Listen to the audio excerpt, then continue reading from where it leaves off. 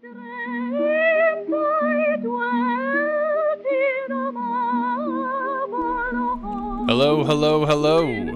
Welcome to the Musician's Path Podcast, minicast number 2. The days of the Bohemian glory is over, so stop suffering for your music. It's the year 1843, Saturday, November 11th, the opening night to the opera The Bohemian Girl by Michael William Balfe. The Royal Theatre of Drury Lane in London was packed to a sold-out audience. Although everyone had gathered in the theatre because of the new acclaimed opera, it was more of a social night. A night where aristocratic society could rub elbows, close deals, and elevate their status.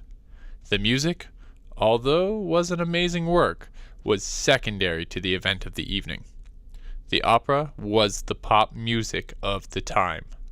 Although the artwork is stunning by itself, let's not forget that it's a piece written to serve a function. Add a fourth dimension to a social event. On the main floor, it was a men's-only club. There was no seating, and most of them would be lucky to hear the finer details of the opera itself over the hobnobbery.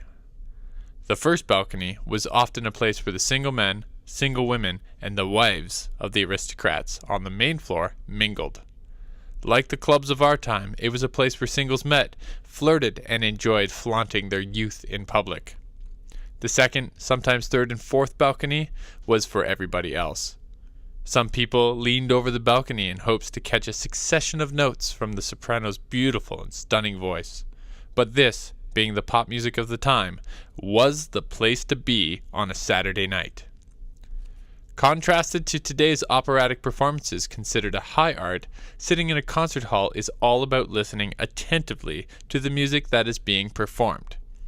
Music for the sake of music. And if you dare whisper to your neighbor, a shush will be thrown in your direction. Before the show begins, an announcement is made. All cell phones need to be turned off, and there is no flash photography allowed whatsoever. You better get your hobnobbery in before the show, or during the prescribed intermissions. What does the market say? Now, I'm not suggesting that we stop celebrating music for music's sake. What I am suggesting, though, is to look at the numbers before we claim that this is the best framing for our students to understand musical performances. Now, out of the albums sold in the U.S. market, classical music only makes up 2% of record sales, whereas rock and R&B make up 27% and 13% respectively. In Canada, new releases of classical music only make up 4.8% of the market yearly. If you also look at what's trending in the music industry, you will notice a pretty steady decline in the consumption of classical and jazz music. When you consider these numbers, it only makes sense that your students will benefit from a different approach to how they celebrate their successes.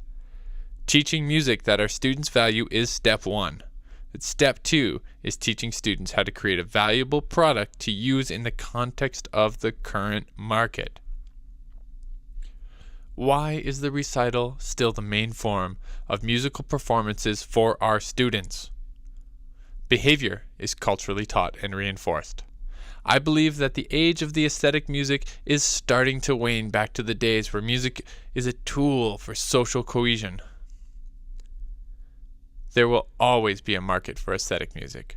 But what if we let our students decide how they want to celebrate their successes based on their interests? Like the day of the 19th century opera, music is now a necessary element to have at events. Well, not just events. When was the last time you walked into a grocery store that didn't have music playing? By training your young students to compose music for the sake of audience appreciation and recognition is not serving the musical market. Being aware of how to be successful as a musician in today's industry is just as important as learning how to perform with a high level of skill and dedication. As a musician myself, my only experience of playing to an audience that was fully attentive was when I was playing at my piano school recitals way back in the day. Now when I play, I am often on stage in a bar or a club setting and playing to an audience that is mingling, socializing, and not very attentive. But I feel quite comfortable in that setting, and would like to suggest that, as music educators, understanding that we must teach the finer aspects of music as an aesthetic endeavor, teaching the purpose of music from a market perspective can better prepare our students for the real world. As a musician that creates a revenue stream with my skills, the better I supply music that the listeners want to have, the more self-sustaining my art can be. We don't need to be bohemians to create meaningful art. The concept of the starving artist is not serving the creative population. We are creating starving artists by accepting this as a standard. The music industry has been declining, and it is becoming increasingly difficult to sell music because you can find the music for free online. It's basic economics. If you can get something for free, there isn't a huge incentive to pay for it. By teaching students how to sell and market their music, as well as build profitable relationships with companies that need the services of musicians to add that fourth dimension to their events, we can strip down an outdated paradigm and see a positive shift in the musical market. Kill your piano recitals. There is still a place for the current quiet, attentive concert, but if you look at the market, that is only a fractional part of the whole. If one of your students are interested in learning 20th century solo piano, give them the ability to celebrate their work as the professionals in their chosen genre would. But as music teachers, I'm beginning to see that we have a need to factor in a little market education. By helping students create events that bring value to the community through their performances, we can be teaching students how to be self-sustaining professional musicians. There are a number of companies, schools, and teachers abandoning the local church, community center, or theater-centered recitals for event-based concerts.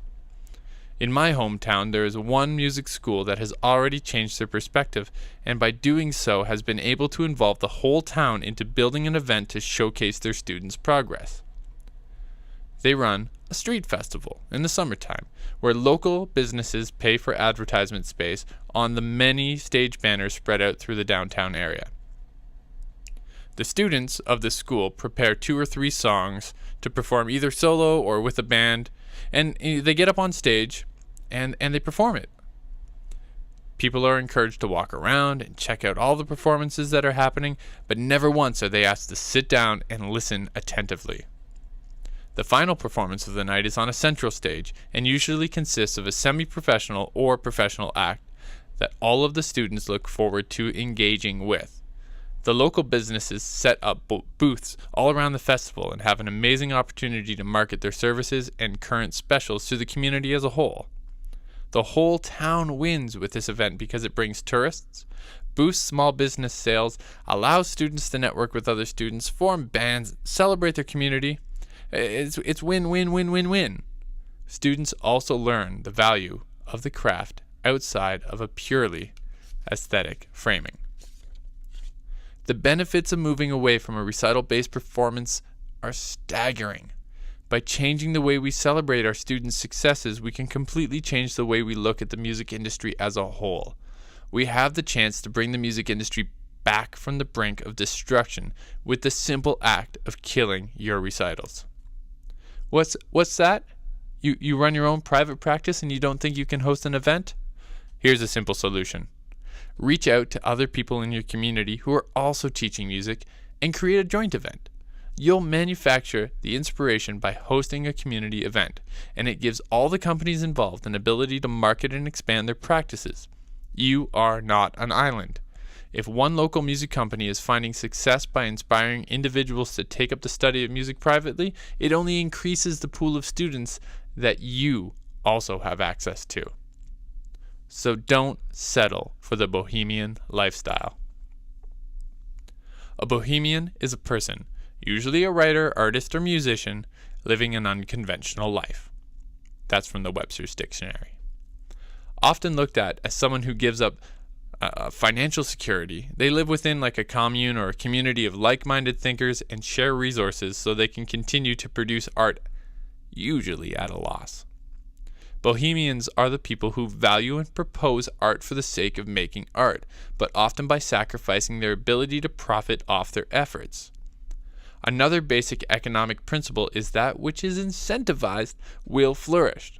If these artists were to gain some financial incentive to continue to make beautiful art, chances are there would be more innovations taking place.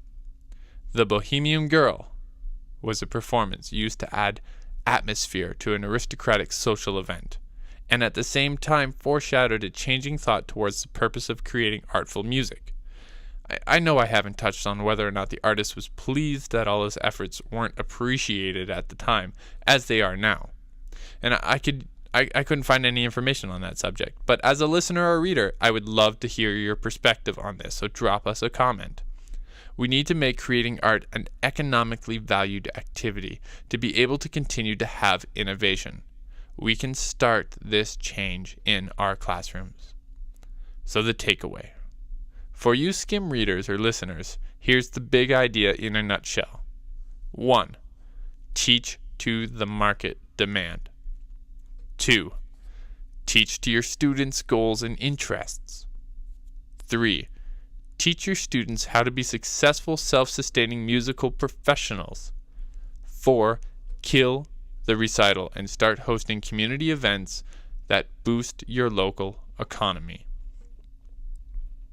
You want more?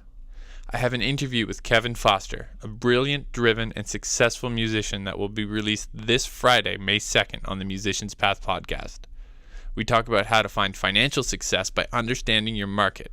I won't give too much away now, but this podcast has so many real tips you can start using today to make your musical career a self-sustaining, well-oiled machine. So subscribe on iTunes or Stitcher to have your podcast delivered right to your listening device. You can also visit www.musicitup.com, enter your name and email to have the blog and the podcast delivered right to your inbox bright and early every Friday.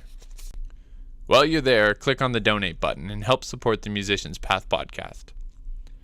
We will continue to deliver a weekly minicast and a regular Friday interview, so spread the word.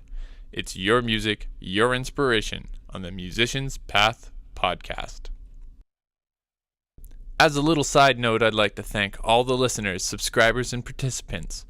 We just made the new and noteworthy category on iTunes. Thanks to you. You can continue to help out by visiting iTunes and leaving us a rating or review. I look forward to talking with you on Friday.